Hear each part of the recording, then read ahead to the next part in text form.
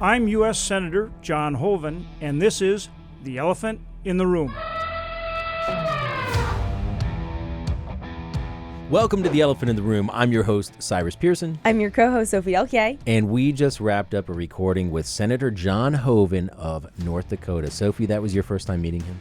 It was my first time meeting him. And what did you think before you met him and now? Well, first of all, he came in and we just started chatting right away. He is one of the most personable people you'll ever meet. It was a lot of fun. He's so relaxed and he's great. If he's not an extrovert, I mean, you'd put your money on that, right? Yes, I have to say, there is definitely a North Dakota accent there. For me, at least. All right. Well, let's see if our listeners and viewers, we are now on YouTube, can pick that up. And Rumble. I know you like to say that. Here's Senator John Hoeven from the great state of North Dakota. Senator, thanks for being with us today. We're excited to have you. Oh, it's good to be here. And Senator, one of the things people may notice about you is you have always had a heck of a mustache.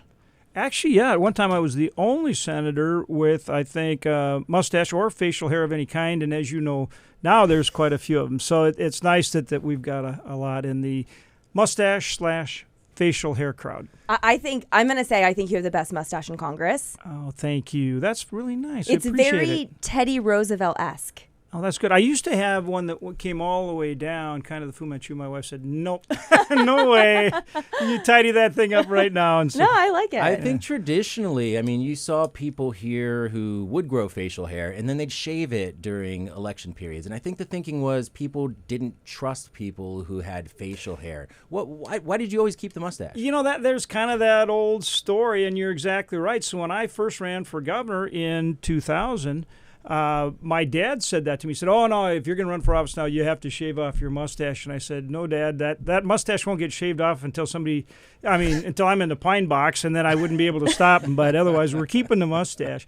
But, yeah, that was kind of the old story, is if you were going to be in politics, you had to be clean shaven. But look at all the beards and Van Dykes and mustaches you see now. So obviously that's changed. And once I could grow a mustache, which took me till pretty much college. Some of the guys in junior high going around with the facial hair. That wasn't me. But I've never shaved it off and don't intend to. So you've had it since high school? Oh, yeah. Oh, wow. Well, yeah, since I graduated from high school. Wow. I went to a Catholic high school. I don't think they'd let you wear facial Very hair. true. Yeah. Very true. But really, yeah, since then, since I really could grow a good mustache, I have always had it. It's just, I don't know, it's just part of who you are. I think it's great. Well, and it's never hurt you because I think this was one of your last years as governor, 2009. You were the country's most popular governor of North Dakota. Your approval rating was at 87%. Wow, that was nice. Outstanding. The good old days, you know. Now, I've known the senator since he's been up here, and he is an extremely likable guy.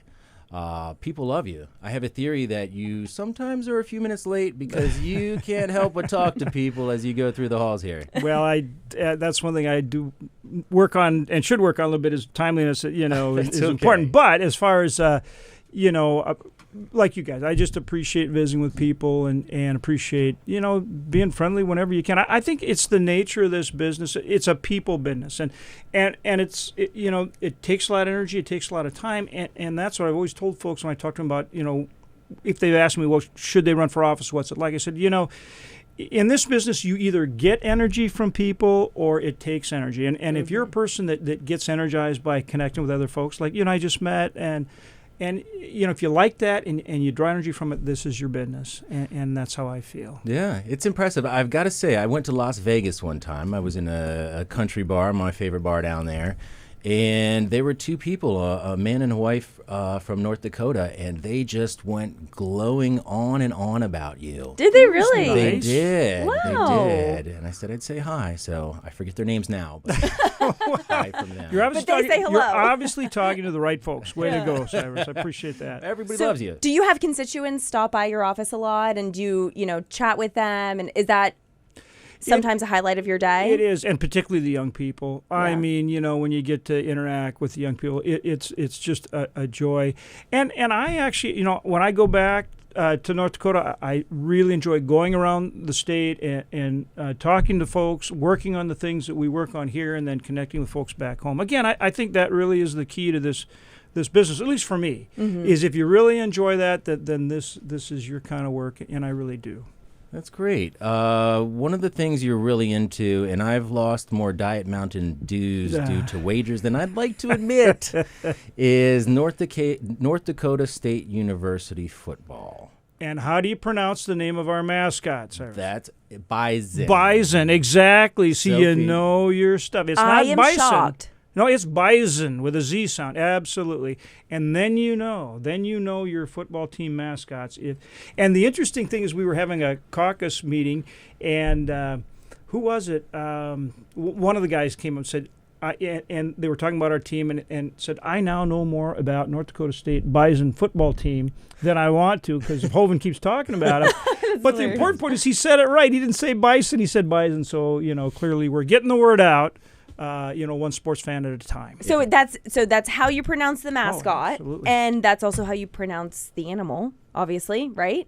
Well, no, I the don't think animal. so. Okay. The King's Oxford Dictionary would probably have it at bison, but we all know it should be bison. Certainly, whether you're talking about the mascot, but we think in general for the animal. Okay, too. I think so. Meant to be pronounced And by the that way, way. Martin Heinrich and I, on a bipartisan basis, sponsored the legislation that has now made the bison the national mammal. So the national, and I know you knew that. So Of course I did. Yeah, that the national mammal for the United States of America is officially the bison. Amazing. Very important. Was the grizzly in the running for that? Is that So needless to say, mammal. Cyrus went to Montana. Yes. And so we played the Grizz this year. And go ahead, Cyrus, say it. we finally won one. Broke through and won. And was it like double overtime or something? It wasn't easy. Yes, it was. But you had a great team. Stroke of Congratulations luck. to you guys. Thank you. And we're looking forward to next year. Well, let's talk about your team. Sophie doesn't follow a lot of sports, so she doesn't know a lot of these. But Sophie, I think you're going to be impressed here. All right. I hope these are right. Since 1964, the Bison have had only 3 losing seasons. Wow. The team holds the record for the longest winning streak. They're in the football championship subdivision. 39 consecutive games. That's from 2017 to 2021. And last one, just to give you an idea, they own the longest titles won streak. They play a actual playoff. It's not like sports writers say this is the best team. So they earned this 5 in a row from 2011 to 2015. So 2011, 2012, 2013, 2014, and 2015. And then three-peated as champs 2017, 2018, 2019. And won in 2021. That's incredible. Like out of the last 12 years, won 9 national championships. So we have a great football team, a great program, and we love the Bison. Oh my and we have an indoor gosh. stadium, and fill that thing, and it's just rocking. But Bison Nation follows our team wherever they go in the country, and so it's just a great program. And in fairness, I also have to say for the University of North Dakota, we have an incredible hockey team which has won, I think, 8 national championships. I think only Michigan has won more. I think Michigan won 9 national championships Ice hockey. in ice hockey. Oh, I love watching ice hockey. Yeah, it's a great sport. It's a great sport. And, yeah, we have a great, So anyway, I love sports. Yeah. And, of course, love rooting for teams. And I really like the high school and college level. Pros are great, but I really love high school, college sports. And that's another one I go back on. I love the all the high school athletes. Yes. And all like girls fast pitch softball. Yeah. If you haven't watched it, watch it. What a great sport! So you actually go watch these games? Oh yeah, I love going and I watch them on TV. Obviously when I can go to the games, I great. love that. When I get a chance, yeah. Yeah. Well, speaking of sports, you have 8 grandsons, which I is do. amazing. Wow. A family of 8 grandsons. Absolutely. Are they old enough to play sports? Are Oh, they yeah. dabbling? Oh, yeah. So I have 8 grandchildren, all boys. It's Can you believe amazing. that? No, I can't believe that. My daughter and her husband have 5 boys. Oldest is 11. And then my son and his wife have 3 boys. So they go from 11, between the two of them, 8 of them, from 11 down to less than 1. Wow. And they are huge sportsters. My son-in-law was actually a professional water skier, Busch Gardens, and Wow. great hockey player, just a great athlete. Huh. And their son, at 11 years old, already barefoot water skis. No At 11 way. years, barefoots, yeah. That's yeah. insane. Matter of fact, I can pull out the video and show you because I have one. Needless to say, That's amazing. But they're all, they're every sport known to man, and of course I love it. It's So, amazing. yeah, it's great. Do they do that on that lake you have there? You have a Lake gigantic. Well, yeah, we have at one time the largest man-made lake in the world. It's 100 miles long, Lake Sakakawea. Wow. But they actually have a place that's right up on the Canadian border. Beautiful lake, Lake Metagoshi. They have a place up there, and they're up there every weekend. And the kids can all water ski, and the 11-year-old's already barefooting. Barefoot water skiing. I don't think that's a common form of water skiing. No, it's hard to do. It's wow. really, really hard. I'm not trying. That's why it's remarkable he can do it. But his dad was a professional water skier. So. Wow. You mentioned Sakakawea. Now, until I had to go film something for you one time, I was pronouncing it Sacagawea. Yeah. Have you heard about that, Sophie? Mm-hmm. No. It's true. So that's probably a really commonly mispronounced thing, right? It depends on what part of the country you're in. Okay. So you being out in western Montana there, out in Grizz country, Shoulda heard Missoula, about it, yeah. they probably do say Sacagawea. But in North Dakota and, further east there, it's always Sakakawea. And then there's one more pronunciation too, and I'd probably mess that up. But depending where you are in the country, whether you're out in Idaho or in North Dakota or wherever, and I think eastern Montana, Idaho area is more, as you said, Sacagawea. Out of touch. I wonder if that comes from the tribes that used to be in those areas and just like their different dialects. Because remember, she traveled around with Lewis and Clark. Right. And interestingly, what is the only state in the nation that actually has 3 people in Statuary Hall? All the states have 2 people in Statuary Hall, but one state, and one state alone, has 3 people in Statuary Hall. Take one guess as Sophie, to which state I'll it might let be. you go with I'm this going one. to take a wild I guess. don't want to get it wrong. She's really sharp. She's going to get it. I can tell. North Dakota. How did you know? Look at you. Oh my gosh. Sharp. So one is John Burke, who was a state treasurer at one time. The other is Sakakawea. And who's the other one? Jean Baptiste. Jean Baptiste. Oh. Un bon Her français. baby is there with her. Amazing. That statue is both her and her baby. How'd you work 3 statues in there? Oh, just clever. People Yeah, like them. clever. That's why. Yeah, That's yeah. why. We got. I want to quickly go back to sports. You were a golf player. I got to tell you one other thing, though, before Okay. we leave the statue. So when I was governor, we brought horses in because we were putting Sakakawea in Statuary Hall and her baby, Jean Baptiste. So we had an official ceremony at the Capitol. I was governor at the time. We brought horses down, and we saddled up those horses down at the Washington Monument, and we rode them all the way down the No mall way. to the Capitol. They had to stop traffic so we could cross the streets. We had horses, Yeah. so we had, of course, I was wearing the cowboy gear, and we had Native Americans because we have 5 reservations in our state, and so we had this big trail of horses and people, and we went all the way from the Washington Monument down the mall, and of course, people were just having a great time watching this whole big parade.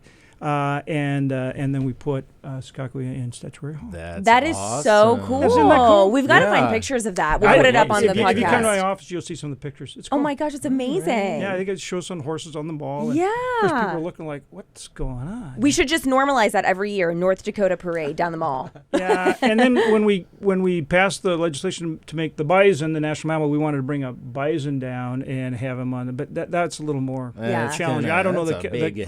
the Capitol Police. Big They were a ask. little. We're like, not so sure. We want a bison roaming around down there. A bunch of city people. don't get know if I that's should- scared. kind of like if you come to my house, you'll see there's a 1,600-pound bison there on the wall. Yeah, At your house or in your office? In the my office. office here. Yeah, so I've heard about that. Yeah. I need to come Yep. see it. I got a great big bear coming too, but you come down and see our animals sometime. Yeah. Wow. Yeah, we got It's a bobcat, grizzly. and ram. Yeah. Yep. So we got more coming too. If you go by your office, you notice Dot's Pretzels, Yeah. which I think are starting to get national exposure, but have They just are. been delicious forever. That is an incredible story. It's a woman from little town, Velva, North Dakota. My wife met her. She just started making these things in the kitchen, and they start to catch on. And then Shaquille O'Neal comes to Fargo for the Chamber of Commerce annual meeting, and he's sitting back in the green room, and they feed him Dot's Pretzels, and he's just going, these things are awesome. So he puts it on his social media, and he has I don't know how many millions and millions of followers, but it's Yeah. millions. Yeah. And the thing just explodes, and she sold her company I think for about $1.2 billion. No way. chance. She sold it to, I shouldn't say it, she sold it for some X millions and still retained ownership.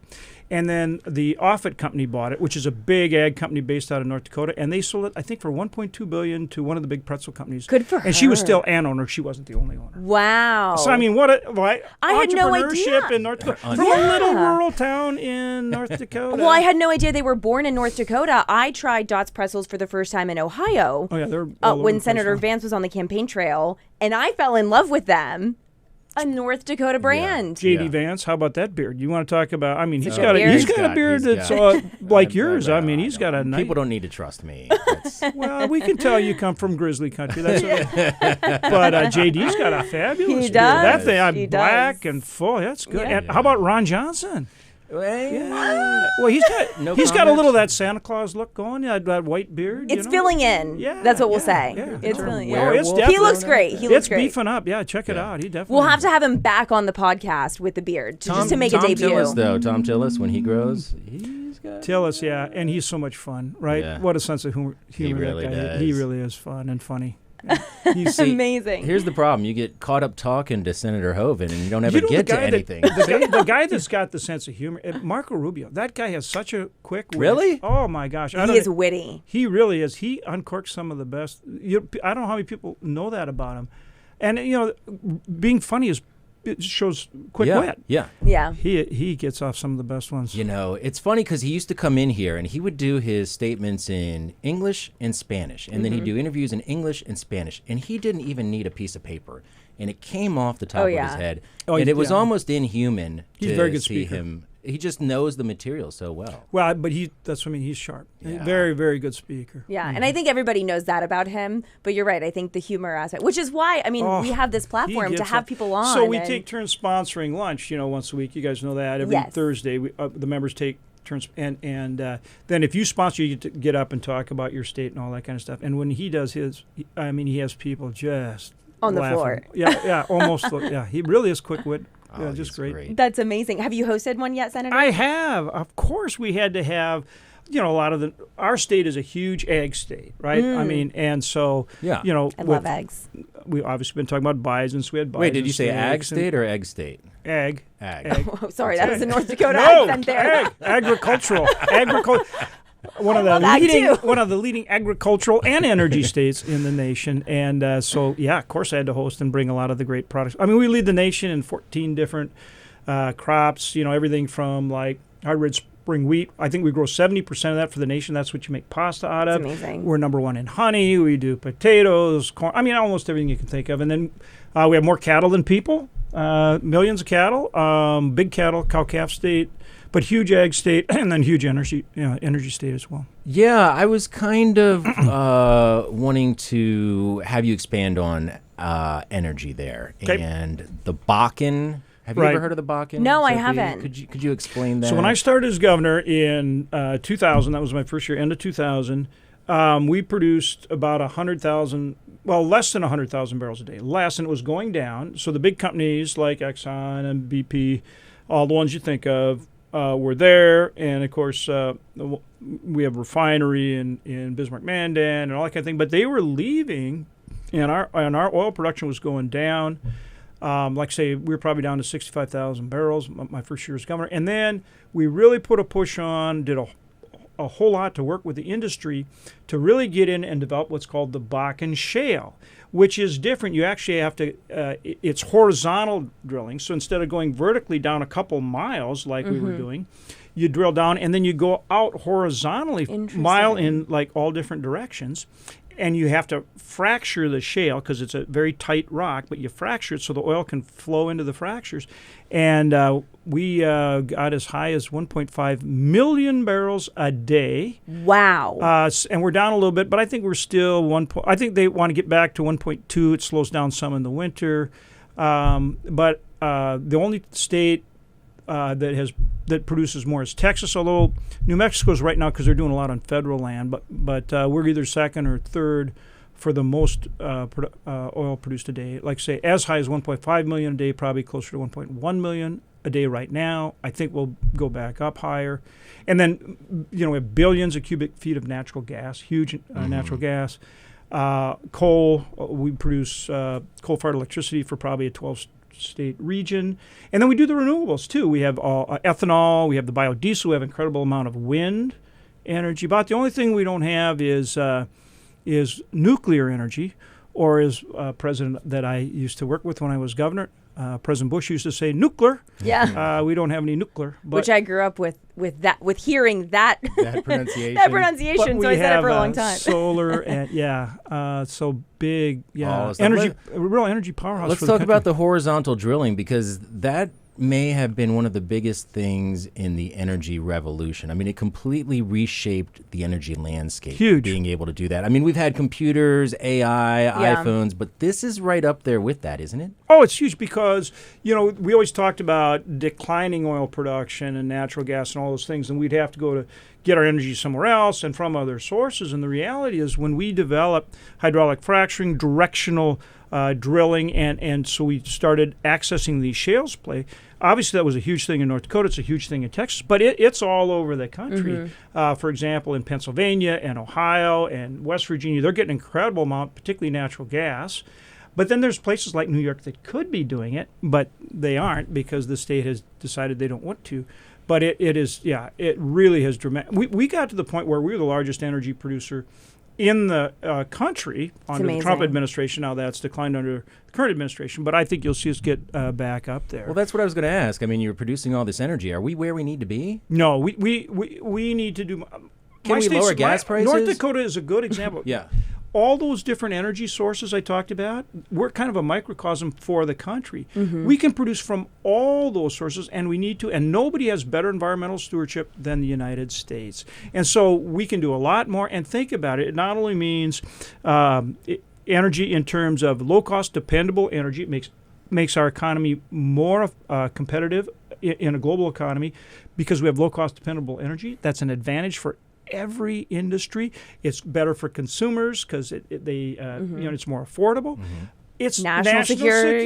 Yeah. Good for you, right? I mean, look at Western Europe getting energy from Russia. No way. Yeah. They should be producing it and getting it from us. So it's a national security issue.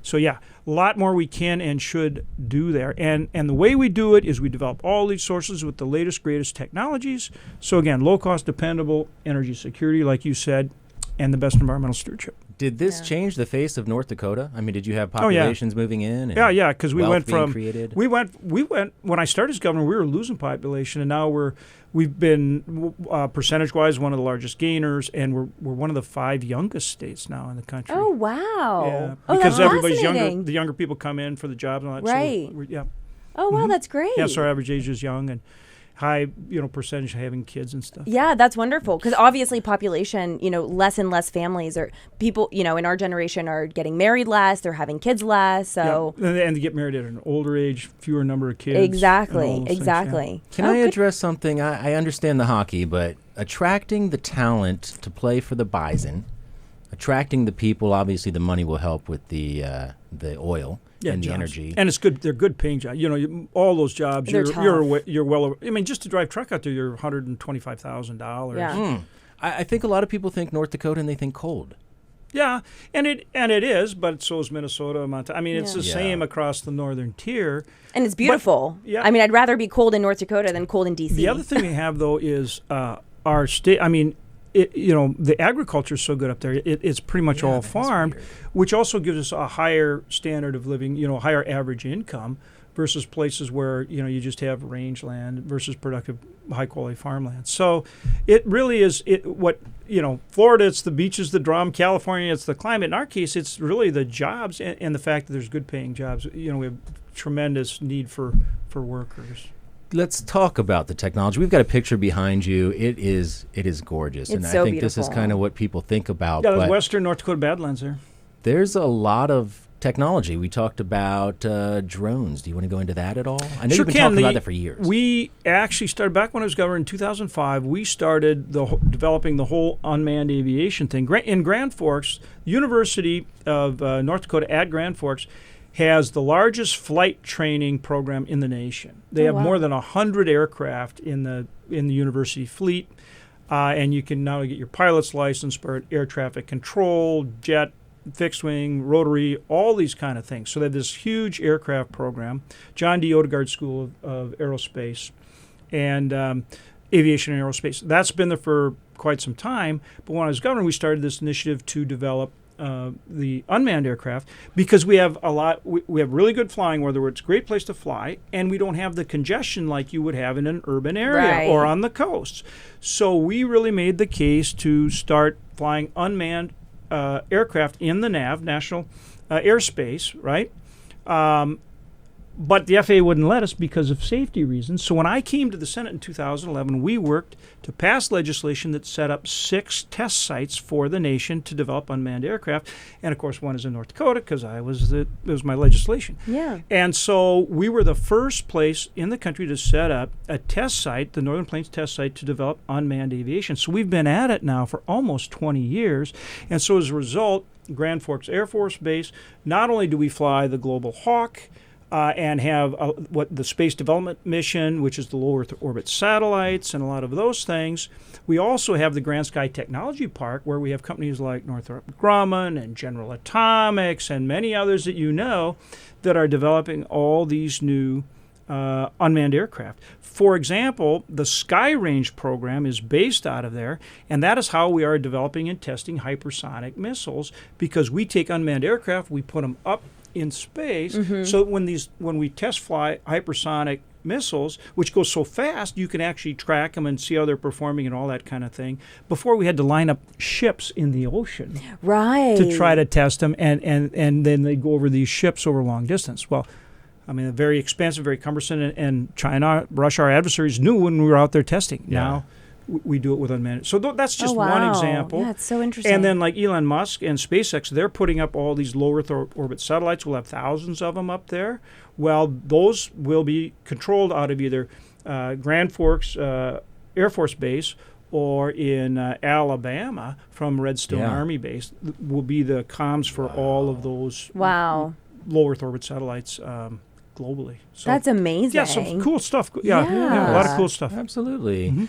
You've touched on this. We've had a lot of senators who have been governors, and they're all very proud of it. A lot of our listeners, well, maybe our listeners, but a lot of people, my mom, may not know, what a governor does versus what a senator does. Can you tell me about the differences in the roles?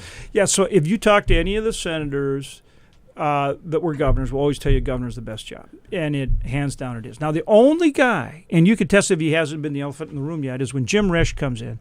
And I love Jim. He's one of my favorite guys here. Another guy that's so sharp. Huge cattle rancher in Idaho, so just a lot of things we share in terms of common interest. But he's, I think, the only one who was a governor who says this is a better job. All of the others would tell you. And I think that's because he was a long-time majority leader in the Idaho State Senate, and he was only governor for a very short time. So he's the one exception. But it's because you can set your own agenda. You come in and you say, okay, these are the things that I really want to try to accomplish, and you get to set and drive that agenda. And to me, and so you get a lot of things done that you think make a difference. And so that really makes that the best job. Here, it's collegial. It has a lot of great things about it. You're obviously operating on a national scale, but it's so much harder to get things done that you want. So if you get something, you really got to celebrate, your accomplishments or something you get done, because it's really hard to do, and you always have to build consensus. So it's different in that respect. So. With a business background and all, it's more like a job that I really like is the governor's job. But that's not unique to me. Again, all of the senators that were governors will tell you the same thing. So. This may be a flat no as an answer, but I'm going to ask the question anyway. Are there things you've done in North Dakota that you'd like to see done on the national level? I mean, you seem like a very successful governor. Oh, absolutely. I think North Dakota is really a common sense place. And I think the kind of things that we do there are common sense, and so I always try to bring that to the work here. But let me give you an example. So I mean, ag's our number one industry, energy right behind it. We're a powerhouse in both, and we're working on a farm bill here And when we get that right, it's not just about farmers and ranchers. We have the highest quality, lowest cost food supply in the world because of our farmers and ranchers. And Americans not only have better choice, better quality, better food, they spend less of their budget on their food than any other developed country in the world. Now, that's something we shouldn't take for granted. Also, we have 16 million people that are involved in farming and ranching, either directly or indirectly, and it's all these, small family-owned businesses, family-owned ranches and farms. Now, compare that to other industries where you have just a few big companies, just a few big companies. Think about it. So every American benefits highest quality, lowest cost food supply, right? Yeah. Spend less of their budget than any other developed country. You have all these small businesses out there competing and doing a great job.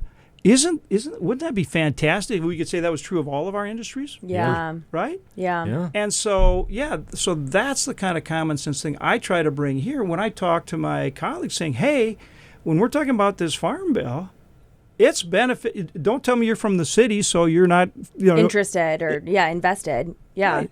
It affects everyone. It affects you every single day and all your constituents. And it's so important that we take care of our farmers. There's a ton of farmers in Europe right now that are protesting they just feel left behind and not taken care of and taken for granted. So it's such a powerful and amazing thing to have politicians, focus on our farmers. Yeah. And the other one I mentioned, you brought up earlier, which is energy. I think our approach, and we put an energy plan in place when I came in, is called Empower ND, Empower North Dakota, and it was to develop all these different sources of energy. We had great success doing it, and from all these different sources, that's the right approach for the nation too, and it's all the things that you referenced, right? And including national security. So those are a couple examples. Sure. Well, we became energy independent for the first time in a long time, and then we weren't. Is that frustrating? It is, because it's the overregulation and blocking off areas for development and the kind of things the administration's doing that has caused us to lose ground in terms of energy development. And when you look at inflation, again, that's a component of this inflation because they've driven up energy costs. And again, it's not only the national security issue like we're talking about. Think about needing that base load energy every day. If we take some of these sources of energy out of production, like I'm talking about, like the coal-fired electricity that we do, and we're adding carbon capture, so we're doing all these things to make sure it's environmentally sound, okay? But if we don't have that base load, then our grid becomes unreliable, and you have blackouts and brownouts. So out in California on those hot days, they got brownouts because they can't get enough energy. And then down in Texas on those cold days with the ice storms, they have blackouts and brownouts. And it's not only disruptive to the economy, it's a real risk. People freeze or, it can be a very hazardous situation. I think it's so important to also address, a lot of times when Senate Republicans say we need to become energy independent again or, increase our energy productivity, I see, other people start to attack and say, well, energy and oil production are on the rise under the current administration.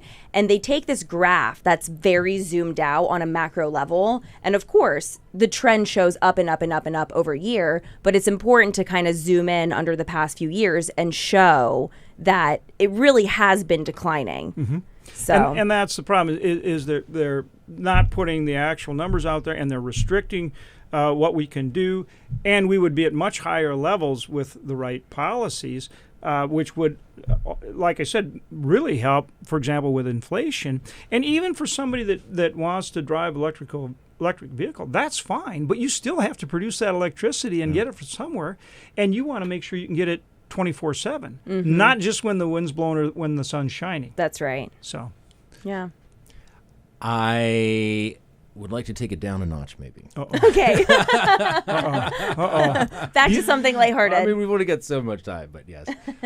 We have two of your favorite movies here, Braveheart and Gladiator. Is that true? Absolutely. I noticed a theme there. Great. There's so much to them. It's about, just the human spirit rising up. And even beyond that, your eternal spirit and all that, and just good overcoming evil, and So and they're action packed and they move fast. Yes. And I like that. I will say those are two movies that my fiance is always begging me to watch with him, Yeah. and I'm going to go ahead and assume that your wife maybe doesn't watch those movies with you. She's pretty good about it, but she liked them both too, particularly because, like I say, the aspirational aspect of overcoming tremendous challenges and ultimately faith, and she loves that.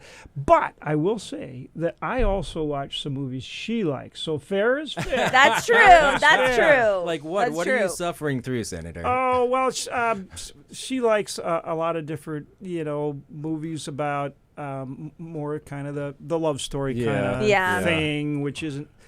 I like the action stuff a little bit more than the guy and the gal kind of go through the hard time, but always end up together. Yeah, some of the Matthew McConaughey, Kate Hudson type shows. Fool's Gold is great. Okay, and I don't even like Kate Hudson. That was exactly. That's a good one. What was one? How to Lose a Guy in 10 Days. Yeah. Oh, classic. Right? Some of those. You're putting and in your actually, time. some of those, I don't mind if It's true. You Fool's Gold has some pretty good action too. Yeah. I like it. The scenery, everything. Yeah. Might be a little loved it. unrealistic, Great but scene. I watch it every time it's on. All right, I'll try Braveheart and Gladiator. I'll give it a You shot. haven't seen those? No, what? Oh, you're gonna like it. My wife's favorite movie is Gladiator. Actually. Is it really? It is. You're Okay. gonna come in and see Cyrus. You can go, Cyrus, thank you. Okay. You're gonna say Thank you Senator for Hoeven. Yeah, Thank you. exactly. Yeah. All right. Yeah. We'll do it tonight. You're gonna love them. Yeah, they are great movies. Another really cool thing, you have a favorite quote, the Golden Rule. Yeah, absolutely, Yeah. absolutely. My dad was a good, and my grandma. That was just kind of something they would remind us of, and I love it. I just think that there's so much that would go much better if folks were just kind of reminded of that in so many ways. That that treat others as you would have them treat you, and if we all do that, we all benefit. You have to give a little to get a little. Just that common humanity. I think around here, if we always reminded each other of that, but in all facets of your life, it really helps the folks around you, but ultimately it really helps you. So that like I say, from grandma and my dad, and absolutely. I have to say, I can tell that that's something you've grown up with. I think it's something that really shines through in your personality. Yeah. It's been a lot of fun. Thanks for inviting me in. Yeah. Yeah. This was fun. I can tell you guys get to do this like every week or what? Every other week. I will say this is my favorite part of my job. Yeah, this is a really neat thing you guys do. And, Thank you. I appreciate you inviting me to join you. Well, thanks for being the elephant in the room. Yeah, absolutely. Thanks, guys. Of course. Thank you.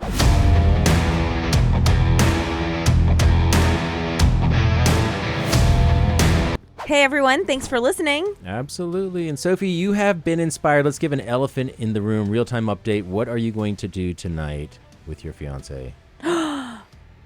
You're committing to this? I'm committing. Well, do I want to Just tell him what you're going to do. I'm going to go home. Yes. We're going to make some burgers Yes. for dinner. You're dragging this out. What? And then what? Sorry, we're going to watch The Gladiator. The Gladiator. There you go. I know, I felt a little bullied into it, to be honest with you, but I can verify the texts are here. It is happening. yep. If you want to support the show, Sophie, what can people do? Please like, subscribe, follow, do all the things that you can. That way you'll be notified for future episodes. Yeah, it helps you as well as us. The Elephant in the Room is presented under the direction of U.S. Senator John Barrasso of Wyoming. Executive producer is Arjun Modi. Show producer is Carly Rapp. And technical director is Rashad Smith. Thanks again for listening. And until next time, this has been The Elephant in the Room.